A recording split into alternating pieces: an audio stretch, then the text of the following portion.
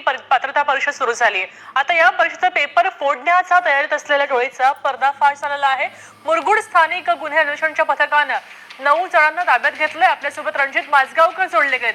रणजित, आपण पाहू शकतोय की 9 जणांना ताब्यात घेतलाय. नेमका प्रकार काय झाला, हे कुठे झालंय? संपूर्ण राज्यामध्ये शिक्षक पात्रता परीक्षा अर्थात टीईटीची परीक्षा सुरू आहे.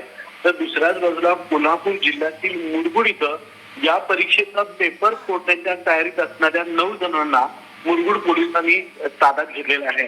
हे संशयित 9 व्यक्ती आहेत. हे साधारण राधानगरी आणि मुरगुड परिसरातल्या सोनगे गावचे असल्याची प्राथमिक माहिती पोलिसांनी दिलेली आहे. या परीक्षेचा पेपर फोडून संबंधित व्यक्तींना पोहोचवण्यासाठीच हे रॅकेट असल्याची प्राथमिक माहिती आता या निमित्ताने समोर आलेली आहे. हे केवळ 9 जण आहेत का, की शिक्षण विभागातले आणखी काही लोक यामध्ये सहभागी आहेत का, याचा तपास सध्या पोलीस करत आहेत. मात्र चौकशीसाठी या 9 जणांना सध्या ताब्यात घेतल्याचं पाहायला मिळत आहे. धन्यवाद रणजित, सविस्तर माहितीसाठी. आपण पाहू शकतोय की टीईटीचा पेपर फोडायचा प्रयत्न झालाय. खरं तर शिक्षकांना 2 वर्षात ही परीक्षा क्लिअर करणं बंधनकारक केलंय, तेव्हा आता हा पेपर फोडायचा प्रयत्न झालाय.